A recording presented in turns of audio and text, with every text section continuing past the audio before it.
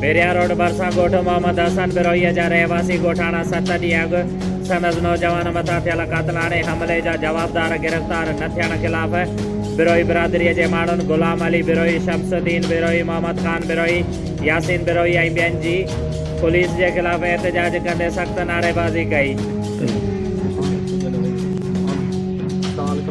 जीअं त ॿिया टाइम न्यूज़ सां गॾु मां हिन वक़्तु वॾे ॻोठ बिरोई में मौजूदु आहियूं।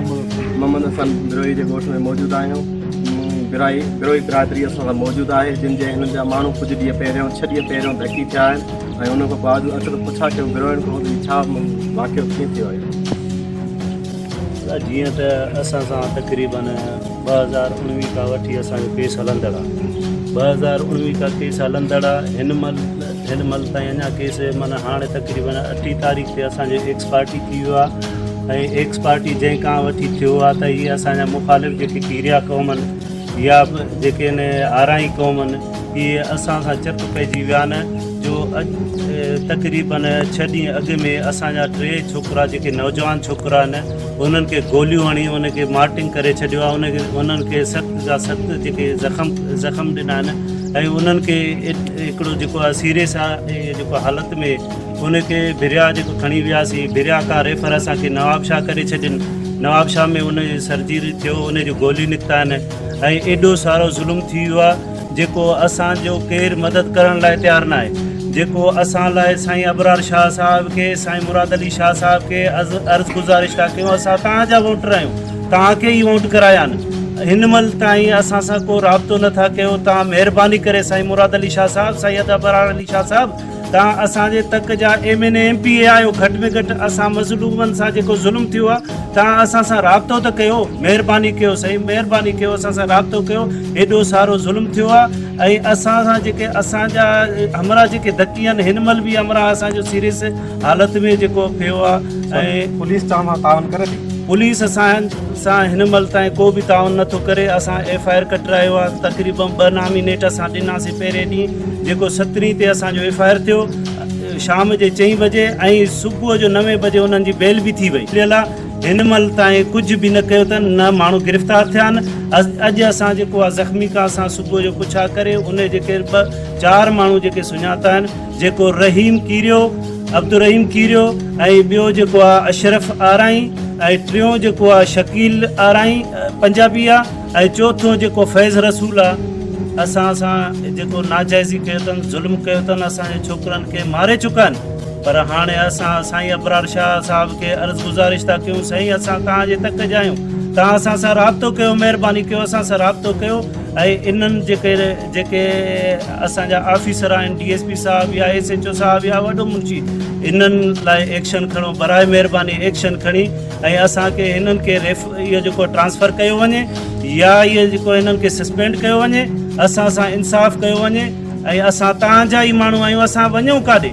तव्हां चओ साईं असां वञूं काॾे? हिन महिल ताईं तव्हां कुझु बि न कयो आहे, न असां सां राब्तो आहे न छा।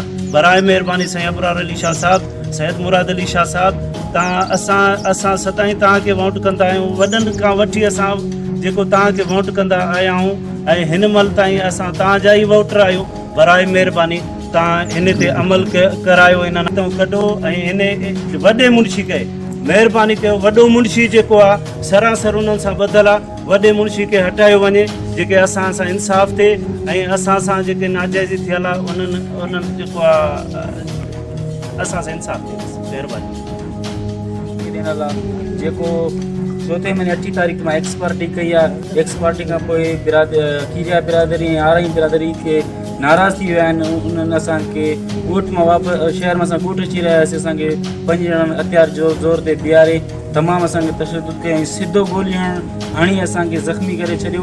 असांजा ॾींहंनि में हुया जो असां बची वियासीं ऐं हुन खां बाद असां FIR बि कराई आहे, एक्शन नथा खणनि।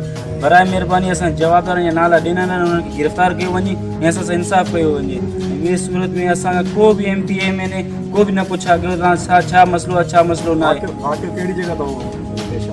वाक़ियो साईं असां भिरिया रोड खां लाखा रोड ते आहे, असांजो ॻोठ आहे। असां होॾे अची रहियासीं, खकड़ी मोड़ ते असां सां इहो वाक़ियो थियो आहे ऐं माण्हू असां सुञाता आहिनि। FIR बि कराई आहे, पुलिस जेको सो नाला न पियो वठे। अॼु असांखा नाला वरिता आहिनि, का बि महिल ताईं गिरफ़्तारी न कई आहे। गिरफ़्तार करे फैज़ रसूल खे गिरफ़्तार करे 2 कलाकनि खां पोइ उनखे पैसा वठी आज़ादु कयल चयो आहे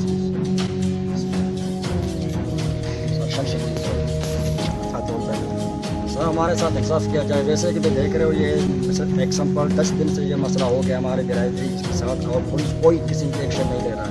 हमारा ये रिक्वेस्ट है वज़ीर आला से मुरादी शाह से और DIG से और चीफ जस्टिस से कि आज इस मसले को जल्द से जल्द रिएक्शन हमको दिखा दिया जाए ताकि इस पर कोई किस्म का एक्शन नहीं दिखाई जा रहा है इस टाइम। पुलिस वैसे भी बिका हुआ है, बिरार रोड पुलिस सरेआम बिका हुआ है ना, जो जिधर किसी के पास कोई एग्जाम्पल यानी कि कोई किसी के पास पैसे हो या किसान हो उसी के पास बिका हुआ है और हमारे साथ कोई हेल्प नहीं कर रहा है। और वैसे हमारे एरिया की MP और MNS पुलिस के साथ है, वैसे भी पुलिस सपोर्ट कर रहे उन बिरादरियों को जो हम पे कातलाना हमला किया हुआ है। और उसके बावजूद भी हम सब ने 10 दिन से मीडिया पे भी ये बात शो किया है, MPs के घर जाते हैं कोई मौजूद नहीं है या कोई घर पे है उसको फ़ोन करते हैं वो फ़ोन उठाने के लिए कोई भी तैयार नहीं है। और हमारे जो एरिया का MNA है इब्रार अली शाह उसको भी हमने बंदे भेजे, बिरादरी के लोग उधर गए कि भाई जो ये आग में चल रहा है दोनों बिरादरियों की जो झगड़े का मसला है इसको प्लीज़ हल किया जाए, लेकिन वो इसमें और आग भड़काने की बात कर रहे हैं लेकिन कोई मसला अभी तक हल नहीं हुआ है। हमारा ये रिक्वेस्ट है DIG साहब से और IG साहब से कि हमारे जो एरिया के बिरार रोड पुलिस है कुछ यही पुलिस की वजह से हो रहा है और पुलिस इस मसले में शामिल है और बिका हुआ है 5 रुपये की खातिर जो उसको पैसा देगा। वैसे सबको पता है कि पुलिस बिका हुआ है, जहाँ भी कोई मंशात चलाए जो कोई किस्म के क्रिमिनल केस करे, स्ट्रीट क्राइम होते हैं, जो भी किसी का कोई काम होता है, लेकिन पुलिस इस चीज़ में हमेशा बिका हुआ है और ये सब पुलिस के हाथों से हो रहा है। पुलिस फौरी तौर पे हमारा कोई एक्शन नहीं ले रहा है, 5 दिन हो गए FIR को और कोई एक्शन नहीं ले रहा है। वैसे बैठा हुआ है उधर मंशात के हिसाब से देखो बिरार रोड बहुत फर्स्ट में जा रहा है, हर हिसाब से बिरार रोड में मंशात होते हैं, फसाद होते हैं, स्ट्रीम होते हैं, शॉप के ऊपर क्राइम होते हैं, गनपट्टी पे क्राइम होते हैं, मोबाइल स्नेच किया जाता है, किसी की चलते हुए बाइक चोरी होते हैं। लेकिन बिरार रोड पुलिस स्टेशन इस टाइम बिल्कुल सोया हुआ है, नींद में नशे में डूबा हुआ है और उसमें न कोई एक्शन लेने की बात है ना कुछ भी नहीं है। वैसे ही यही मसला चल रहा है और हम ये अपील करते हैं।